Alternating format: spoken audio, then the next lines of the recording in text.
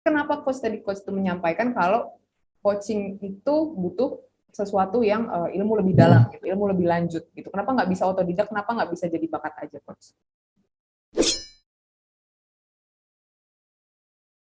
Halo, Coach Adit. Apa kabar, Coach? Halo, apa kabar?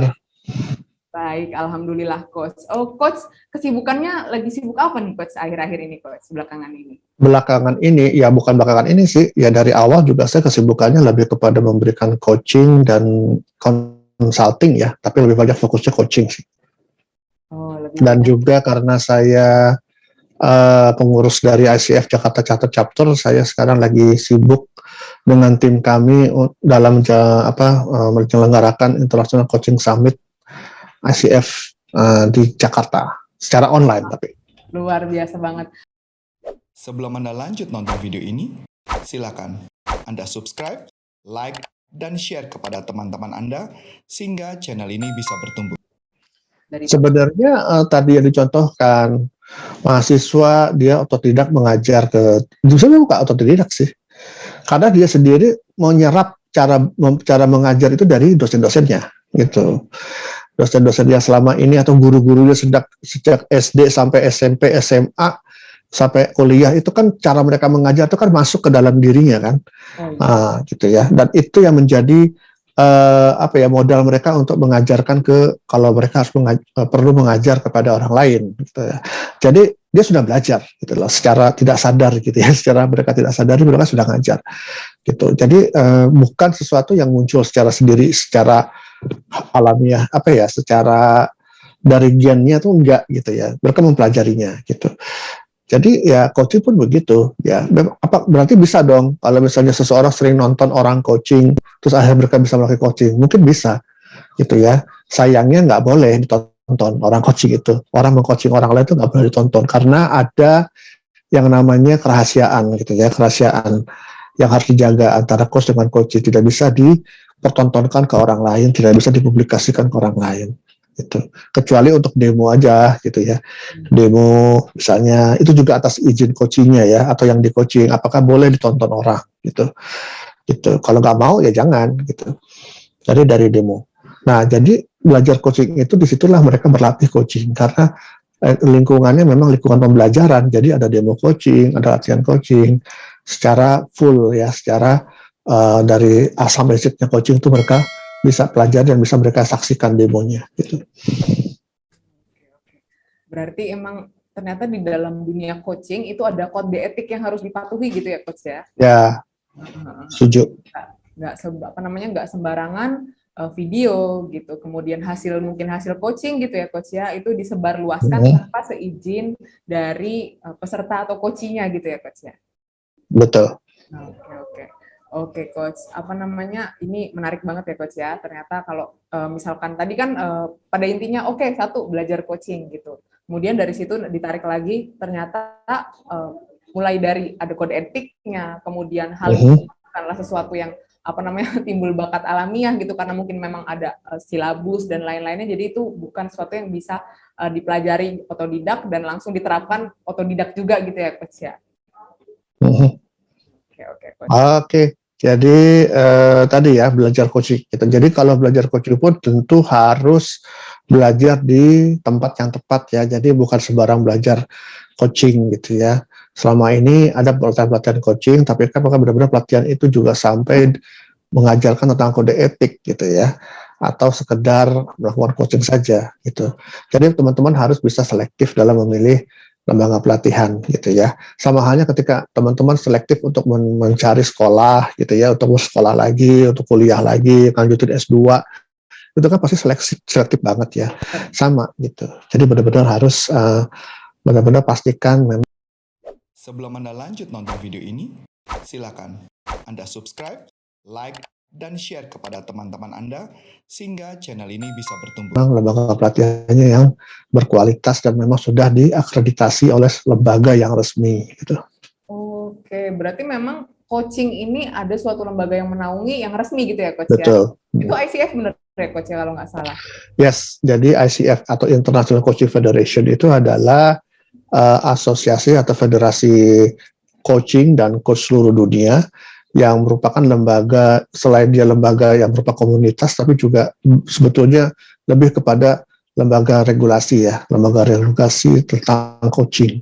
Jadi ICF itu dia punya standar kode etik dan standar kompetensi yang harus dipenuhi dan dipraktekkan oleh para coachnya gitu.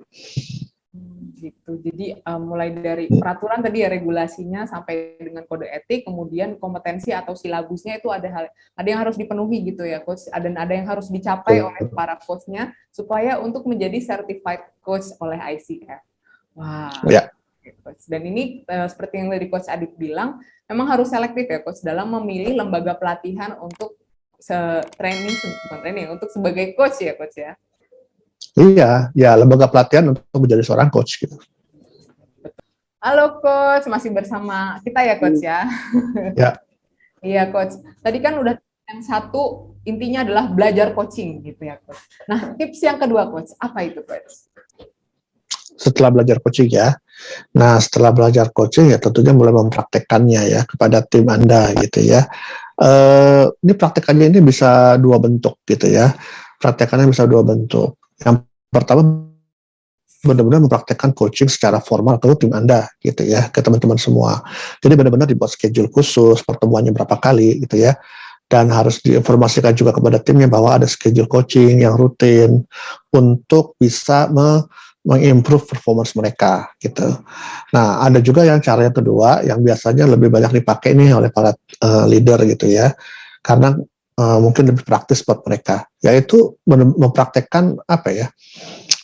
Kompetensi-kompetensi coaching secara langsung gitu ya, dalam pertemuan sehari-hari, dalam ketika meeting, ketika berdiskusi. Jadi bukan dalam sesi coaching khusus, tapi benar-benar pada setiap saat bertemu dengan tim. Jadi dipraktekkan langsung.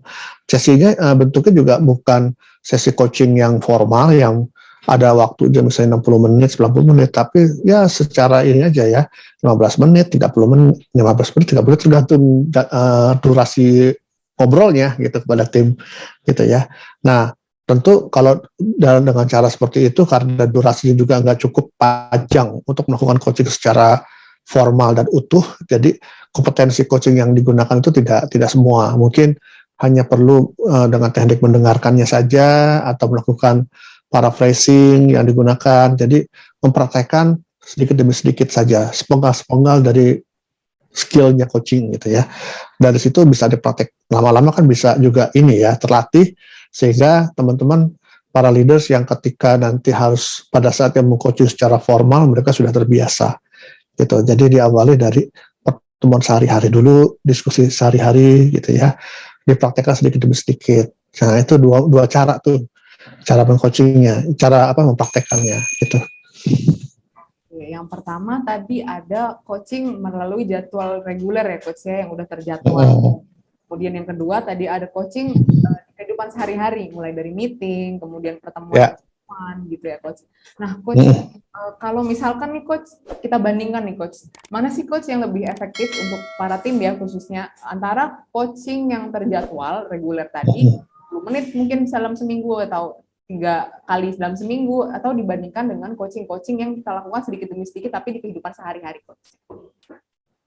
Yang lebih efektif adalah dua-duanya, dipakai dua-duanya bareng.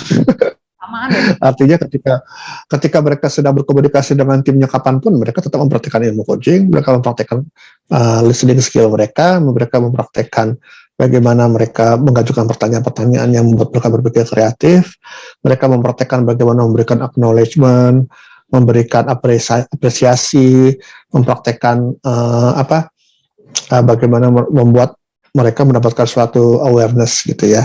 Dan pada saat sesi-sesi yang formalnya itu juga benar-benar dipraktekkan juga gitu. Jadi saling menunjang dua-duanya, sehingga kalau dua-duanya dipraktekkan ya itulah paling efektif. Kalau ditanyakan seperti itu kan, mana yang lebih efektif? Dua-duanya dipakai secara sinergi gitu.